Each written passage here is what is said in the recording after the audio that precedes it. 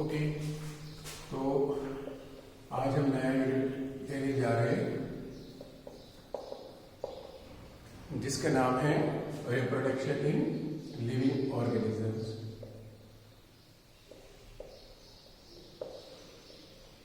Reproduction in living organisms, ठीक है। तो लिविंग ऑर्गेनिजम्स जो होते हैं वो कैसे रिप्रोड्यूस करते हैं, ये हमारा आज का जो है नया यूनिट है। यूनिट 3 आपकी बायो का तीसरा यूनिट है, रिप्रोडक्शन लिविंग ऑर्गेनिजम्स। तो इसमें हम जानेंगे जो लिविंग ऑर्गेनिजम्स होते हैं, जैसे प्लांट्स हैं, एनिमल्स है, माइक्रो ऑर्गेनिजम्स है, वो अपना नंबर कैसे आगे बढ़ाते हैं, ठीक है। यानी वो रिप्रोड्यूस कैसे होते हैं, यानी उनके जो यंग वंस होते हैं वो कैसे बनते हैं, मेथड क्या है उसका, तरीका क्या है उसको हम पढ़ेंगे किसमें, रिप्रोडक्शन में। तो डिफाइन करेंगे। देखो सुनो, पहले मैं कुछ आपको जरूरी कहूंगा, उसके बाद में रिप्रोडक्शन को डिफाइन करके जो है आगे आपको बोलूंगा। रिप्रोडक्शन क्यों करता है एक लिविंग ऑर्गेनिज्म? क्योंकि एक लिविंग ऑर्गेनिज्म जो होता है इसका एक फिक्स्ड लाइफ स्पैन होता है। क्या होता है? फिक्स्ड लाइफ स्पैन होता है, ठीक है। लाइफ स्पैन का मतलब क्या होता है? The period between birth and death. एक लिविंग ऑर्गेनिज्म के जन्म से मरने तक जो पीरियड होता है उसको हम बोलते हैं उसका लाइफ स्पैन। क्या बोलते हैं? लाइफ स्पैन बोलते हैं, ठीक है। ये जो लाइफ स्पैन होता है ये हर एक लिविंग ऑर्गेनिज्म का एक फिक्स्ड लाइफ स्पैन होता है, ठीक है। कुछ ऐसे भी लिविंग ऑर्गेनिज्म दुनिया में हैं जो सिर्फ एक दिन जिंदा रहते हैं, कुछ ऐसे भी हैं जैसे प्लांट्स जो हजारों साल जिंदा रहते हैं। बट यूजुअली लिविंग ऑर्गेनिज्म का जो एक्सपेक्टेड लाइफ स्पैन होता है वो हमेशा फिक्स्ड होता है। जैसे इंसानों की एक्सपेक्टेड एज है वही 70 से 80 साल, ठीक है। तो ये इनका लाइफ स्पैन होता है, जन्म से लेकर जो है डेथ तक जो पीरियड होता है एक लिविंग ऑर्गेनिज्म के जो है उसकी लाइफ में, तो उसको हम बोलते हैं लाइफ स्पैन, ठीक है। यही लाइफ स्पैन जो होता है, जो कि इसमें एक जो है फिक्स्ड टाइम इंटरवल होता है, इसीलिए मरने से पहले, डेड होने से पहले हर एक लिविंग ऑर्गेनिज्म अपनी स्पीशीज को क्या करता है? अपनी स्पीशीज को आगे बढ़ाता है, ठीक है। स्पीशीज को आगे बढ़ाता है, स्पीशीज का नंबर इंक्रीज करता है। क्या करता है? इंक्रीज करता है नंबर, ताकि उनकी रेस जो है वो कंटिन्यू रहे दुनिया में। पर continuity of race in the world, ठीक है। ताकि उनका नंबर जो है बनता रहे दुनिया में।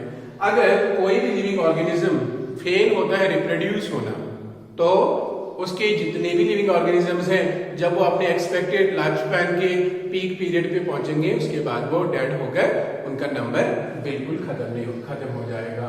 तो the species that's not able to reproduce themselves, ठीक है, वो वैनिश हो जाती है दुनिया से, ठीक है, एक्सटिंक्ट हो जाती है। And the one that's able to reproduce their number goes to sustain in the world, living world, ठीक है। उनका नंबर जो है वो आगे बढ़ता रहता है, रिप्रोडक्शन होती रहती है, तो यंग वंस आते रहते हैं, फिर जो है आगे बढ़ते रहते हैं, ठीक है। ये जो लाइफ स्पैन होता है इसमें एक लिविंग ऑर्गेनिज्म जो होता है पहले तो वो न्यू बॉर्न होता है, जिसको हम कहते हैं जुवेनाइल। उसका पहला स्टेज जो होता है वो होता है जुवेनाइल।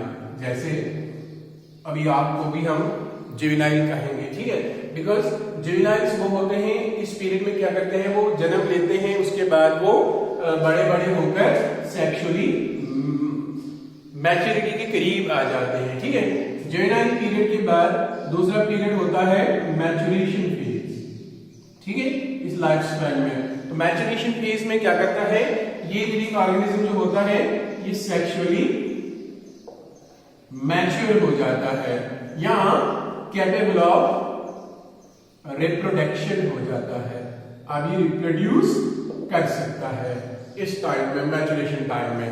ये टाइम होता है प्यूबरिटी से लेकर आगे तक इंसानों में कुछ, यानी जब तक भी वो यंग रहते हैं, ठीक है। तो देख, ये होता है मैचुरेशन वाला टाइम। उसके बाद तीसरा फेज इसमें आता है एजिंग, ठीक है।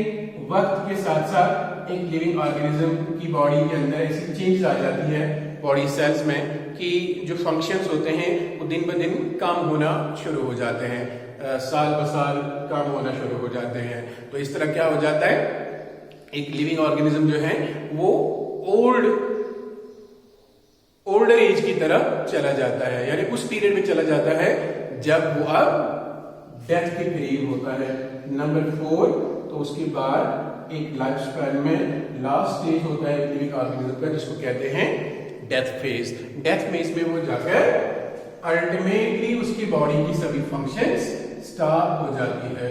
तो जब वो स्टॉप हो जाती है तो ये लिविंग ऑर्गेनिज्म दुनिया से खत्म हो जाता है, चला जाता है।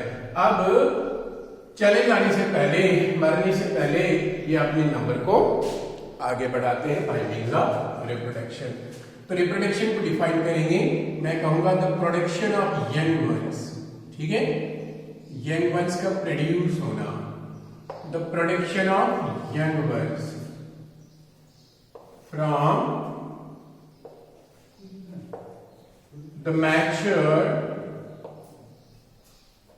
the production of young ones from the mature parents. The production of young ones from the mature parent living organisms is called, इसको हम बोलते हैं रिप्रोडक्शन। क्या बोलते हैं? रिप्रोडक्शन। यंग वंस का बनना मैच्योर पेरेंट लिविंग ऑर्गेनिज्म से, अडल्ट से, उसको हम क्या कहते हैं? उसको कहते हैं हम रिप्रोडक्शन। रिप्रोडक्शन ऐसी लाइफ प्रोसेस है जिसमें जो मैच्योर पेरेंट ऑर्गेनिजम्स होते हैं वो अपने यंग वंस को प्रोड्यूस करते हैं। यहां मैं लिखूंगा अ लाइफ प्रोसेस, एक ऐसा एक लाइफ प्रोसेस इन विच या by which mature parent organisms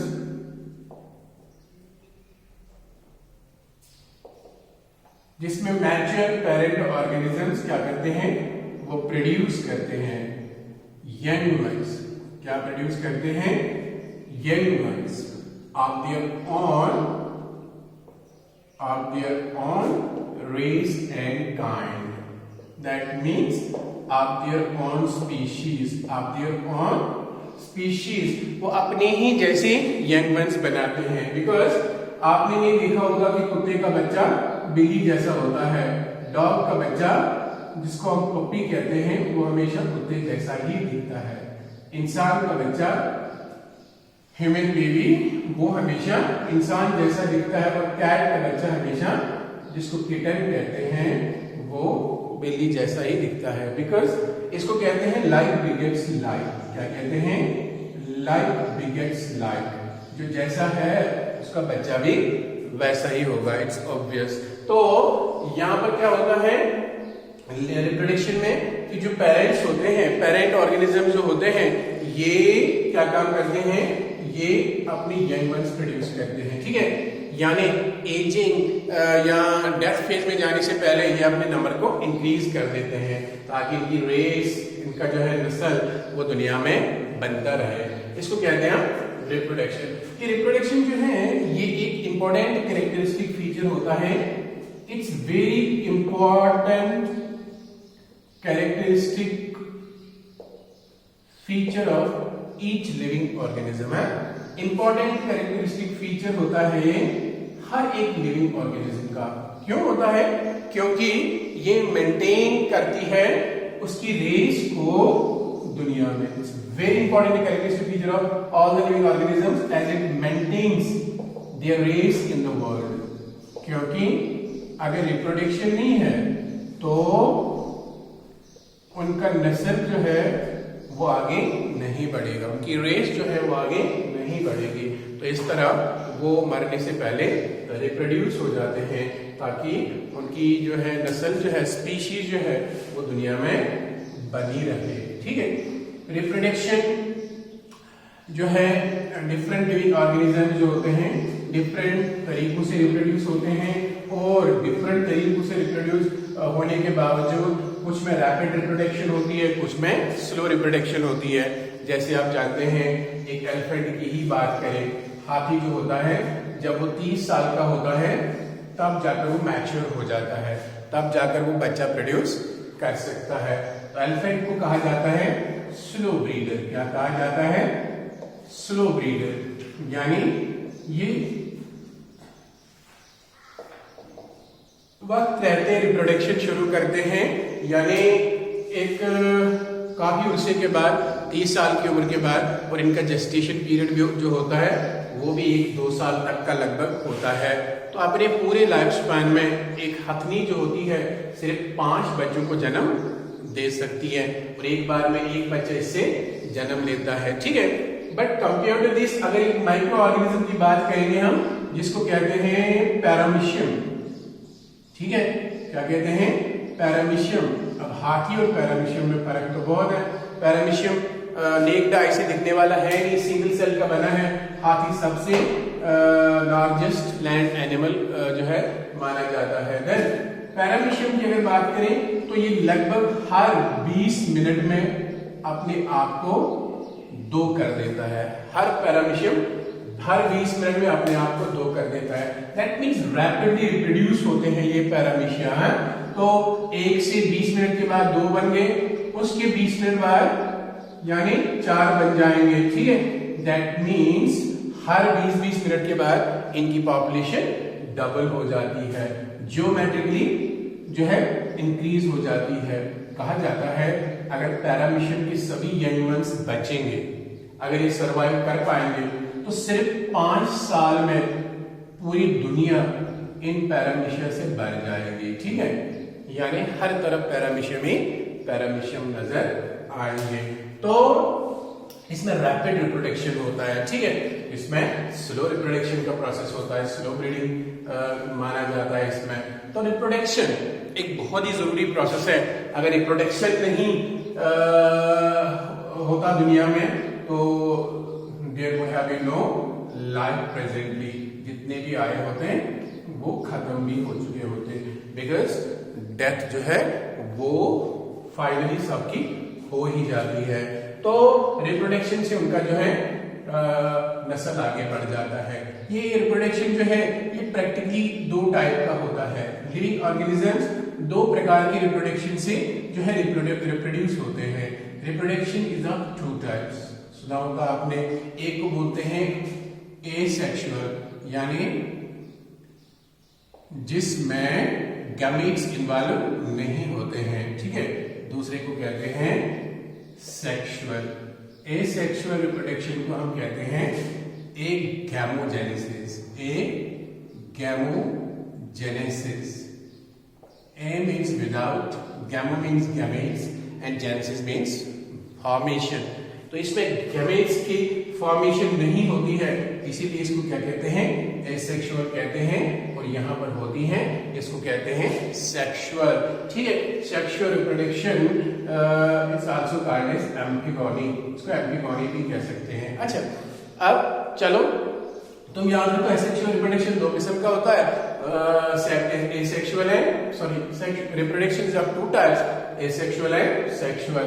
अच्छा, ये एसेक्सुअल और सेक्सुअल रिप्रोडक्शन जो होते हैं इनमें फर्क होता है। फर्क क्या होता है? मैं एक छोटी सी चीज यहाँ पर आपको बताने जा रहा हूँ। What you mean by gamete? देखो, गैमेट का मतलब क्या होता है? गैमेट का मतलब होता है एक ऐसी undifferentiated cell, undifferentiated stem cell, undifferentiated haploid cell. एक हैप्लॉइड सेल होता है ये, यूजुअली गैमेट्स आर हैप्लॉइड। देखो, ये गैमेट्स जो होते हैं ये we can say these are the reproductive units. इनको हम क्या कहेंगे? इनको कहेंगे रिप्रोडक्टिव यूनिट्स। रिप्रोडक्टिव यूनिट्स का मतलब क्या होता है? यही वो चीज होते हैं जो फ्यूज होकर या जिनसे जो है बच्चा बनता है, इनके सब सेक्सुअल रिप्रोडक्शन। मैं गैमेट्स की बात करता हूँ। जैसे जब भी एक लड़का प्यूबर्टी की एज को पहुंचता है तो 13, 14, 15 साल के बाद उसके जो है टेस्टिस स्पर्म्स बनना शुरू हो जाते हैं। What is a sperm? It is a single cell containing only 23 number of chromosomes and that fuses with the egg to form a young one, जिससे बच्चा बनता है। Sperms are actually sex cells. The cells, sex cells, male sex cells, which are produced by the males from the testes, इनको बोलते हैं sperms। क्या बोलते हैं? Sperms।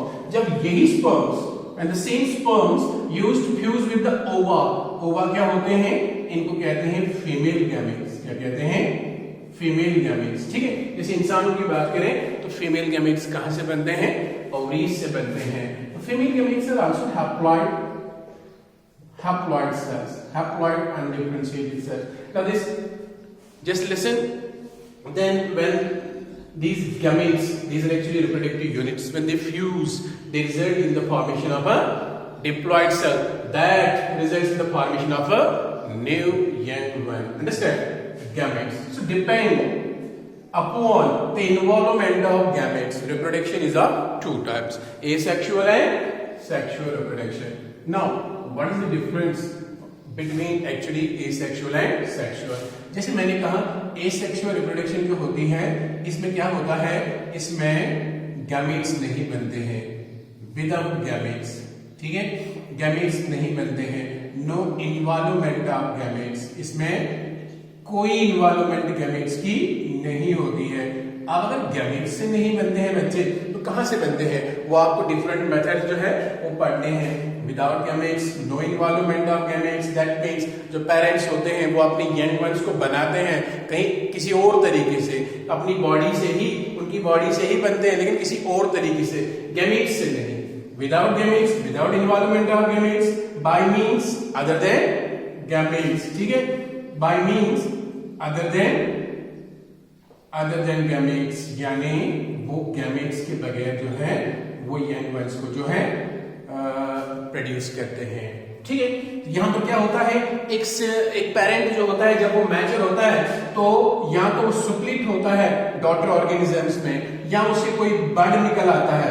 ठीक है, तो वो बड जो बाद में जाकर जो है एक नया ऑर्गेनिज्म बन जाता है। ठीक है, या तो वो खुद स्प्लिट होता है, या बड होता है, या ब्रेक होता है। ठीक है, या जो है उसमें कोई और तरीके से जो है यंग मैन जो है बन जाते हैं, लेकिन गैमेट्स इन्वॉल्व नहीं होते हैं। तो एसेक्सुअल रिप्रोडक्शन में कोई गैमेटोजेनेसिस नहीं होती है। क्या नहीं होती है? No gametogenesis. गैमेटोजेनेसिस का मतलब होता है फॉर्मेशन ऑफ गैमेट्स। अब गैमेट्स क्या होते हैं? आप समझदार हो, मैंने अभी आपको समझाया।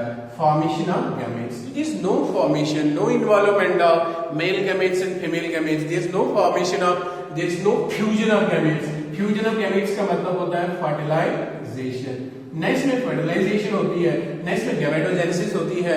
तो विदाउट दीज प्रोसेसेस जो यंग वन है वो किसी और तरीके से एक पेरेंट की बॉडी से बन जाता है। ठीक है, गैमेट्स इन्वॉल्व नहीं होते हैं, इसमें मेल और फीमेल पेरेंट की जरूरत नहीं है।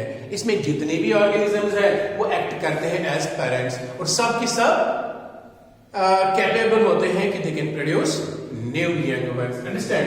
For example, in a population of 10 amoeba, all 10 are capable of forming young ones because they do not need gametes.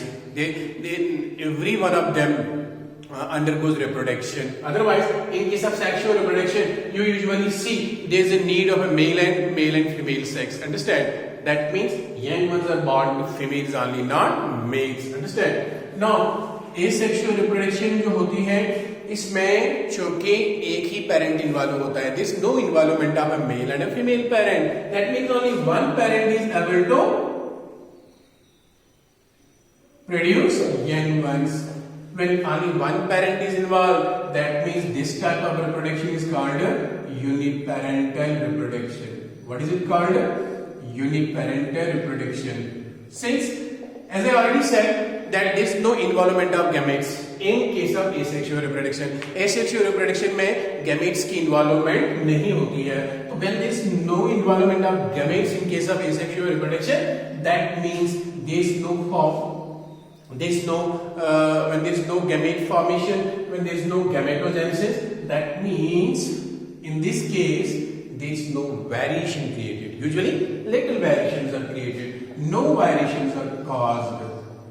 No variations are little variations are caused. क्यों?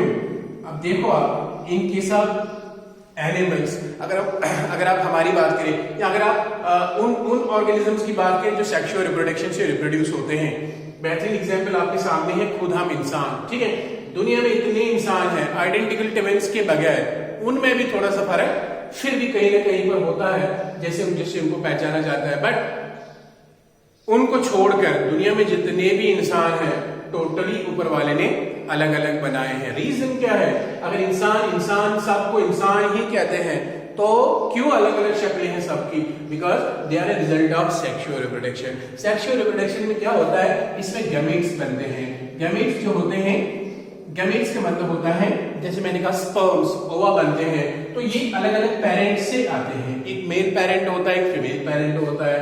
अब अलग अलग आकर जब ये गैमेट फॉर्मेशन होती है, गैमेट जब बनते हैं, एक प्रोसेस होता है, उसको बोलते हैं मियोसिस. मियोसिस एक किस्म का एक सेल डिवीजन है जिसमें हप्लॉइड सेल्स प्रोड्यूस होती है, और माइटोसिस भी एक सेल डिवीजन है मगर उसमें डिप्लॉइड सेल्स प्रोड्यूस होती है. क्योंकि गैमेट्स को हप्लॉइड करना होता है इसलिए यहाँ पर मियोसिस का प्रोसेस होता है.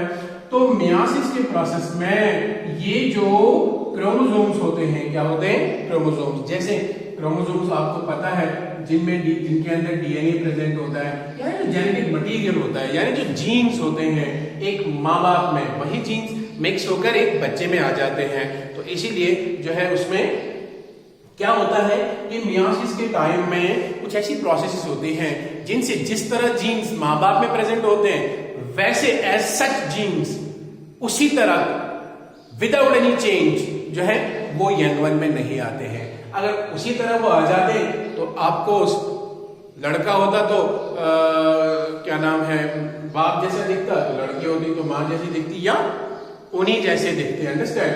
दुनिया में इंसानों के अंदर वेरिएशंस नहीं पाई जाती, बट किसी भी लिविंग ऑर्गेनिज्म में वेरिएशन नहीं पाई जाती. बट यहाँ पर जो प्रोसेस होता है मियोसिस के टाइम में वो क्रिएट करता है variations. And variations are necessary for the survival of the young one. अब देखो वेरिएशंस आते रहते हैं दुनिया में. आज से जो है पहले वी कैन से 20th सेंचुरी में जो है मोबाइल फोन्स का देखो जो इजाद हो गई, इन्वेंट हो गए, फिर हमने मोबाइल फोन्स यूज किए.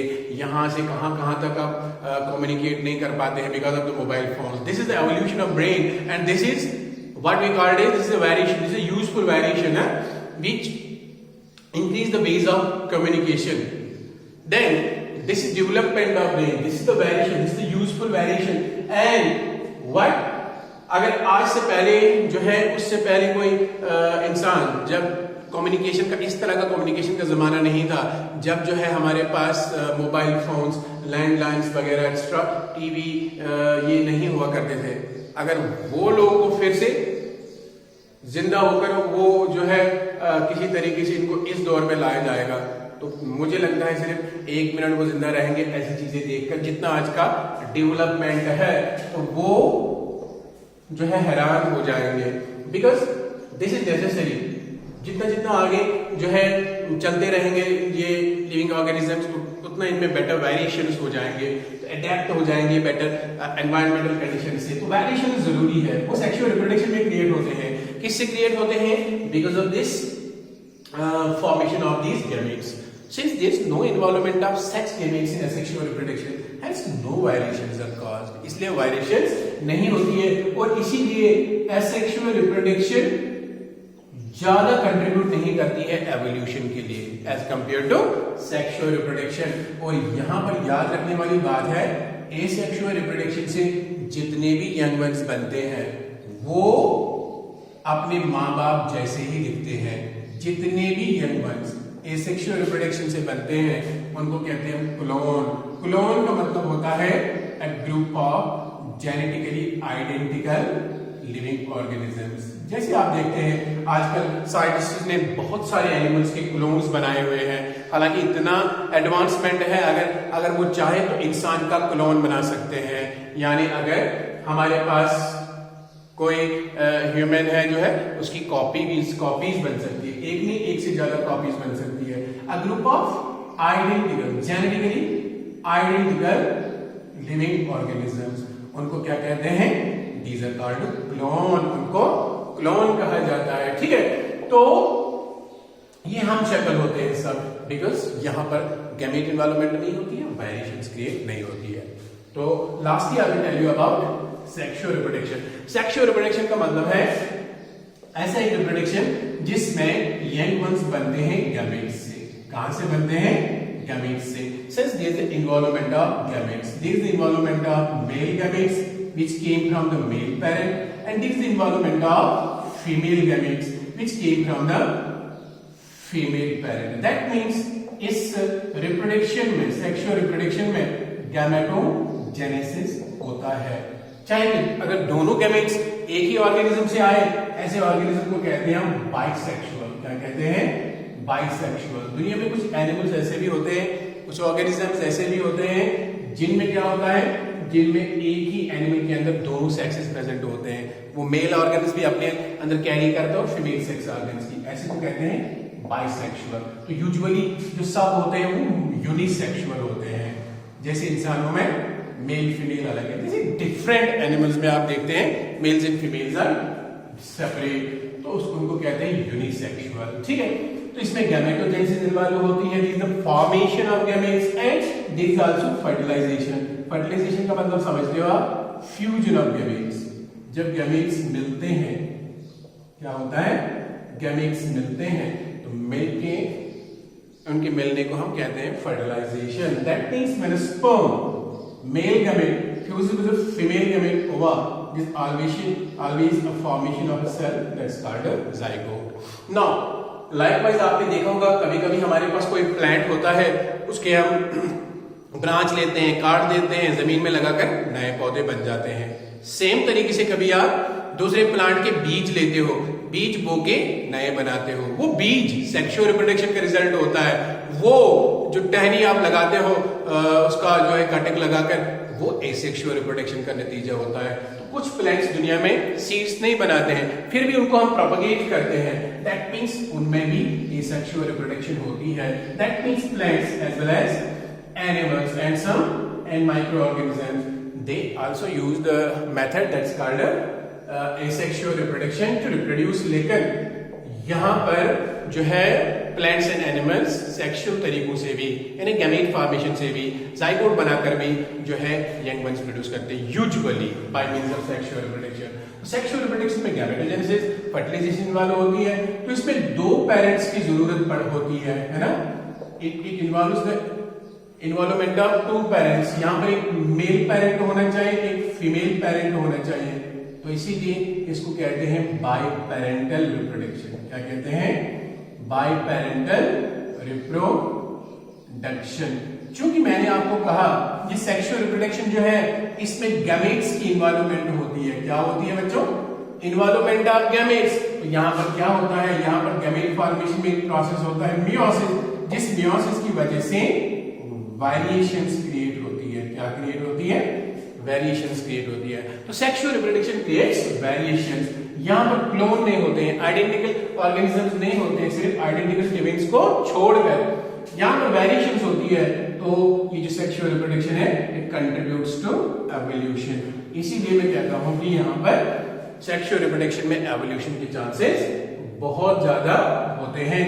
तो sexual reproduction has a great sort of advantage than that of asexual reproduction। Usually आपने देखा क्योंकि सेक्सुअल रिप्रोडक्शन जो है इसमें यंग वन जो है गैमेट से बनते हैं, इसमें एक प्रोसेस मियोसिस या डिफरेंट प्रोसेसेस में जो है इन्वॉल्व होते हैं जो वेरिएशंस काज करते हैं। तो वेरिएशन अगर है तो ये लिविंग ऑर्गेनिज्म को बेटर एडजस्ट करती है अपने एनवायरनमेंट से, तो इस तरह वो बेटर अडेप्ट होकर जो है आगे अपने नंबर इंक्रीज करता रहता है और इस तरह जो है इवॉल्व होते रहते हैं, चेंज होते रहते हैं. And change is necessary, it creates evolution, and evolution is a continuous process that you see around us goes continuously and that sustains the world. वही सस्टेन करता है दुनिया को. बट सेक्सुअल रिप्रोडक्शन जो है ये इसमें वेरिएशंस क्रिएट नहीं होती है, यहाँ पर कोई गैमेट इन्वॉल्वमेंट नहीं होती है, तो इसका एक यही डिसएडवांटेज है. दैट मीन्स आपके एग्जाम में आएगा what is advantage of sexual reproduction और एसेक्सुअल रिप्रोडक्शन, तो वहां पर कह देना इसमें ये फर्क होता है. ठीक है, तो इसमें गैमेट्स इन्वॉल्व होते हैं, फर्टिलाइजेशन होती है, यहाँ पर जो है एवोल्यूशन भी होता है. तो आज इतना कॉपी है, कल हम पढ़ेंगे डिफरेंट मोड्स ऑफ रिप्रोडक्शन जो लिविंग ऑर्गेनिजम्स यूज करते हैं. और एक इंपॉर्टेंट क्वेश्चन आपको कल मैं पढ़ाऊंगा जिसको कहते हैं डीएनए रेप्लिकेशन.